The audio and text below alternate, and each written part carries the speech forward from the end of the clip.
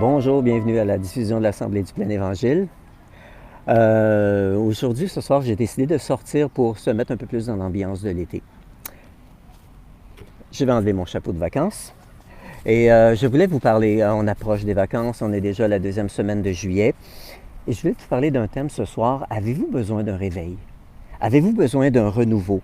Vous savez, un réveil, ça se manifeste là où il y avait la mortalité ou un endormissement. Là où quelque chose est endormi, où la vie va envahir. Littéralement, c'est la vie qui est infusée. Lorsqu'on parle de réveil, de renouveau, on parle, comme synonyme, on peut parler de renouveau, de résurrection, de renaissance. Renouveau, le sens de renouveau, ça veut dire retour à la vie, littéralement. Voulez-vous, on va commencer, j'aimerais vous lire en commençant un passage dans Jean chapitre 10. Dans Jean chapitre 10, je l'ai imprimé ici, c'est plus facile. Au verset 9, je vais la lire dans la seconde 21. C'est moi qui suis la porte. Si quelqu'un entre par moi, il sera sauvé. Il entrera et sortira et il trouvera de quoi se nourrir. Le voleur ne vient que pour voler, égorger et détruire. Moi, je suis venu afin que les brebis aient la vie et qu'elle l'ait en abondance. Si je lis dans la version Passion, je suis la porte d'entrée. Entrer par moi, c'est faire l'expérience de la vie, de la liberté et de la satisfaction. Je suis venu pour vous donner tout en abondance, plus que vous ne le pensez, la vie dans sa plénitude, jusqu'à ce que vous débordiez. Wow, j'aime ça. Donc, c'est ce que Jésus est venu apporter la vie et la vie en abondance. Et si on ne porte pas attention, on va se laisser distraire par autre chose. Tout ce que Dieu a créé a la capacité de se récréer. On parle des arbres, on parle des fleurs, on parle des plantes autour de nous. Tout ce que Dieu crée a la capacité de se récréer. On parle de renouveau, on voit ce renouveau-là tous les printemps. Et si on regarde dans le passé les réveils religieux, comme on les appelle quelquefois, les moments où Dieu s'est manifesté d'une manière puissante. Un renouveau, un réveil, c'est un mouvement de Dieu, une manifestation de la présence, de la puissance, de la gloire de Dieu envers les humains. Ça se passe dans un temps précis, dans un moment, dans une époque, dans un endroit. Et habituellement, ça ressemble à ça. On voit beaucoup de repentance, on voit des vies transformées. On voit des villes et même des nations être transformées. On voit les gens qui sont touchés par Dieu. On voit des miracles, des guérisons, la restauration des mariages, des relations. On voit un déversement de l'esprit. On voit une conscience restaurée de la présence de Dieu dans la vie des gens. Mais malheureusement, ces réveils-là, on a remarqué qu'ils ont toujours une fin. Et certains sont arrivés à dire que par définition, un réveil a toujours une fin. Un réveil, c'est toujours temporaire.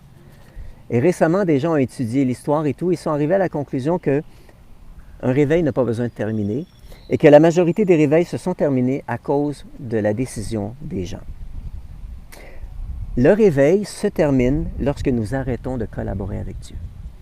Et on s'est aperçu souvent en étudiant des réveils qu'à quelque part, à un moment donné, les mains sales des humains se sont mélangées là-dedans. On a voulu protéger, on a voulu garder, on a voulu contrôler, on a voulu reproduire et on a cafouillé. On n'a pas permis à Dieu d'agir comme il le voulait. Maintenant, lorsqu'on collabore avec Dieu, il y a un élan qui se crée habituellement. Il y a une impulsion qui produit la multiplication et la vie, qui apporte la bénédiction. Lorsqu'on cesse de collaborer avec Dieu, qu'importe ce qui se passe, lorsqu'on commence à douter, lorsqu'on se dit non, je vais quand même, je vais gérer ça moi-même, et lorsqu'on essaie de reproduire ce que Dieu a déjà créé une fois, c'est là que les problèmes commencent en réalité. Et très souvent, on retourne sans se rendre compte à la loi. Vous savez, la loi de l'Ancien Testament, elle a été établie pour démontrer ce qui est demandé de nous pour vivre sans relation avec Dieu. La loi, c'est voici ce qu'il faut faire si on n'est pas en relation avec Dieu, voici ce qui est demandé. Et le constat de la loi, même l'apôtre Paul l'a dit, c'est impossible à accomplir.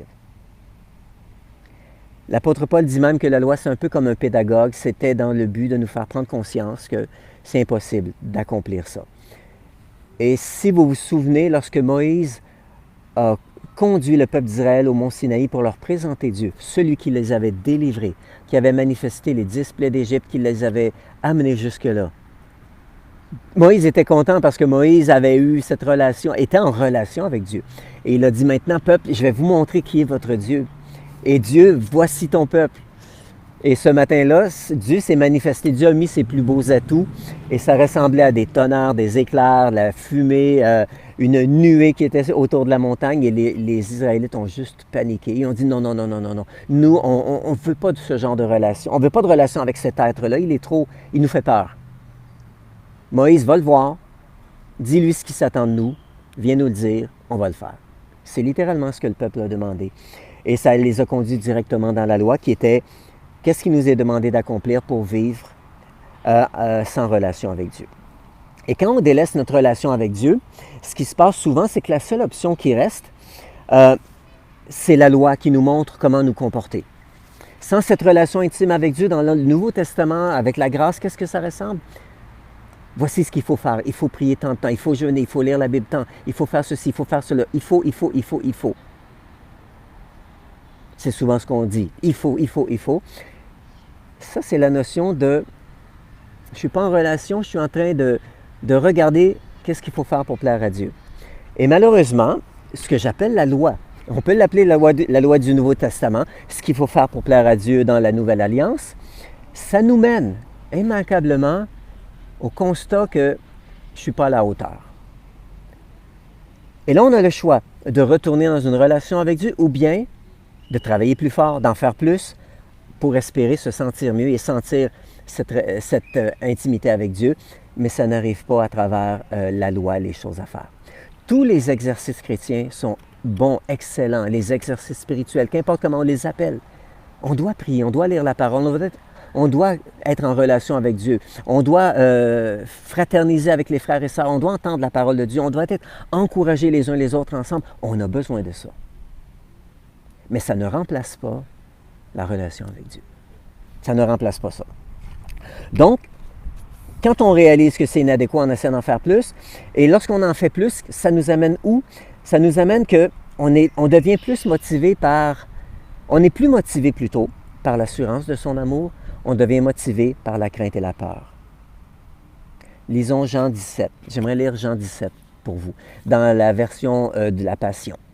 Jean 17, verset 20, c'est Jésus qui prie pour nous. Et je demande non seulement pour ses disciples, mais aussi pour tous ceux qui un jour croiront en moi à travers leur message. C'est nous ça. Je prie que tous soient unis, tout comme toi et moi, Père, nous sommes unis ensemble. Je prie pour qu'ils deviennent un avec nous, afin que le monde reconnaisse que tu m'as envoyé. À travers notre relation avec Dieu intime, on va pouvoir démontrer au monde qui est Dieu. On continue, verset 22. Ainsi la gloire que tu m'as donnée, je leur ai donnée afin qu'ils soient réunis comme un seul, comme un, étant un, et vivent la même unité que nous apprécions ensemble. Jésus et Dieu le Père et le Saint-Esprit. Verset 23. Tu vis pleinement en moi, et maintenant je vis pleinement en eux, afin qu'ils expérimentent l'unité parfaite, et le monde sera convaincu que tu m'as envoyé, car ils verront que tu les aimes tous avec le même amour passionné que tu as pour moi. On voit encore Jésus, sa prière, c'est pour la relation. Il prie pour une relation. Il prie pour une union, une unité, et il mentionne clairement qu'à travers cette relation avec lui, le monde va réaliser que c'est Dieu qui a envoyé Jésus, parce qu'ils vont voir l'amour infini que Dieu a pour nous à travers notre relation avec Dieu. Donc, dans le royaume de Dieu, c'est la connexion qui domine, que je pourrais dire, qui est là présente. C'est la vie qui est produite. Le royaume de Dieu, dans le royaume de Dieu, lorsqu'on vit dans la dynamique du royaume de Dieu, on voit la vie qui est récréée, on voit la connexion, on voit quand je parle de connexion, je parle de relation. Saviez-vous que l'univers est en expansion? Peut-être vous avez déjà entendu cette expression-là. J'étais curieux, je suis allé fouiller. Et j'ai découvert qu'en réalité, on a découvert ça il y a presque un siècle. Que l'univers est en expansion. Et là, c'était comment on peut expliquer ça? Ce n'est pas que les planètes grossissent, mais il y a une distanciation qui se crée entre les planètes. Ce n'est pas que les systèmes comme notre système solaire se distancient, on ne remarque pas de variation, mais c'est entre les différents systèmes solaires ou les différentes galaxies qu'il y a une distanciation qui se crée. Et au début, les scientifiques n'ont pas voulu adhérer à cela. Et j'ai découvert pourquoi. Parce que ça ouvrait la porte au fait que le monde a pu être créé par Dieu. Ça ouvrait la porte à la création. Intéressant. Il y a une autre chose qui a été inusitée qu'ils ont découvert. Une autre chose inusitée, ils ont découvert ça il y a environ 20 ans. Ils ont aussi découvert que non seulement l'univers est en expansion constante, mais cette expansion-là s'accélère.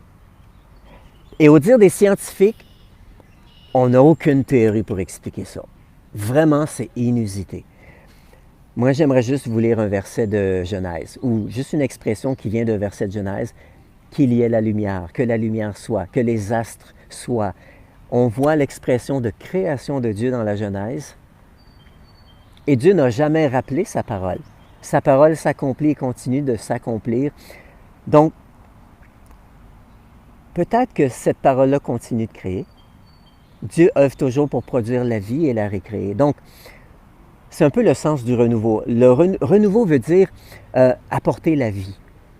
Alors, je vous souhaite un renouveau cet été, que Dieu vous apporte la vie en abondance dans votre vie. Assurons-nous de rester en relation ou de maintenir notre relation, notre connexion avec Dieu par le Saint-Esprit.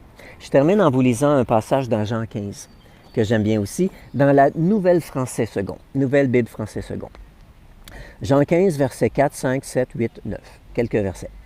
Jésus dit, « Demeurez unis à moi, comme je suis uni à vous. Un sarment ne peut pas porter de fruits par lui-même sans être uni à la vigne. De même, vous non plus, vous ne pouvez pas porter de fruits si vous ne demeurez pas unis à moi. » Donc Jésus nous invite à être unis avec lui, d'être en relation avec lui. Ensuite, verset 5. « La personne qui demeure unie à moi et à qui je suis uni porte beaucoup de fruits. » Oh, Jésus désire qu'on porte du fruit. Verset 7. « Si vous demeurez unis à moi et que mes paroles demeurent en vous, demandez ce que vous voulez, cela sera fait pour vous. » Wow! Jésus nous invite à être unis à lui. Il veut nous voir porter du fruit. Il veut répondre à chacun de nos besoins ou de nos requêtes parce qu'on est unis à lui, on est en relation intime avec lui. Et verset 8, « Voici comment la gloire de mon Père se manifeste quand vous portez beaucoup de fruits et que vous vous montrez ainsi mes disciples. » Je termine avec le verset 9. « Tout comme le Père m'a aimé, je vous ai aimé. Demeurez dans mon amour. Ne demeurons pas dans la loi, dans l'accomplissement, demeurons dans l'assurance de son amour pour nous. » Et si on fait un survol en diagonale de ce que je viens de lire, littéralement, Jésus nous invite à demeurer en lui. Si on demeure en lui, on porte beaucoup de fruits. Si on demeure en lui, on demande ce qu'on veut, il va nous l'accorder. Et si on demeure en lui, la gloire de notre Père va être manifestée parce qu'on va porter beaucoup de fruits. Et en plus, Jésus nous invite à demeurer dans son amour parce que tout comme le Père a aimé Jésus, Jésus nous-mêmes nous aime aussi de ce même amour. Il nous invite à demeurer dans l'assurance de son amour, à demeurer dans cet amour-là et non dans une relation de qu'est-ce qu'il faut faire pour plaire à Dieu, mais dans une relation de Dieu, Dieu, je veux te connaître. Seigneur, je veux que tu sois là avec moi, je veux te parler à tous les jours, je veux que tu me parles à tous les jours. Donc, on est arrivé aux vacances, on est arrivé à la belle saison, les belles journées d'été, au temps de repos, de restauration. L'été représente la restauration et c'est pour ça que j'ai voulu venir cet après-midi au parc, parce que ça représente ça. On est donc arrivé aux vacances. Mon souhait pour vous, c'est que vous soyez restaurés, renouvelés, rafraîchis par la présence de Dieu dans votre vie. Permettez à Dieu d'accomplir ou d'apporter un renouveau, un réveil dans votre relation avec lui. Pas en faisant plus, mais en vous arrêtant, en diminuant le rythme, puis en passant un moment relax dans sa présence. Levez-vous, un exemple, tu te lèves le matin, tu n'es pas pressé, tu ne vas pas au travail, tu te fais un café, vas sur la terrasse dans un endroit plaisant et tu t'arrêtes, tu mets ta Bible à côté de toi et tu dis « Seigneur, ça fait longtemps. Enfin, on peut être tranquille ensemble. Seigneur, je veux que tu me parles, je veux te parler. Merci Seigneur d'être dans ma vie et de prendre un moment précieux de juste lui parler Non d'en faire plus, non d'aller prier 3 heures par jour, d'aller jeûner une semaine, 2 semaines, un mois, etc. Non, de juste dans ce moment de restauration, de renouveau, de rafraîchissement, de réveil dans votre vie, permettez à Dieu de produire ce réveil, cette connexion avec vous, et cette connexion avec vous, de prendre conscience à nouveau de sa présence et que vous êtes aimé. Prions. Père éternel, je veux prier pour chacun de ceux qui nous écoutent, pour chacun de tes enfants, chaque membre de la DPE. Seigneur, je prie pour un réveil, un renouveau, une restauration, un renouvellement de ta présence dans leur vie cet été, dans ces moments où ils vont pouvoir se reposer, se relaxer, se détendre, sortir, visiter. Père, je prie que ta présence et ta paix soient sur eux, ta protection sur eux, mais surtout, Père éternel, qu'ils puissent découvrir à nouveau le plaisir de ta présence, jour après jour. Je prie que tu déverses ta bénédiction, Seigneur, sur chacun et que ce soit une restauration extraordinaire dans ta présence cet été. Et je le prie dans le nom de ton Fils Jésus. Amen. Amen. On continue nos diffusions cet été. On va vous donner les nouvelles pour le déconfinement de la DPE à mesure que ça vient. Mais entre-temps, je vous souhaite des belles vacances d'été. Profitez-en sans culpabilité. Bonnes vacances. Dans la présence de Dieu. Soyez restaurés, renouvelés. Amen.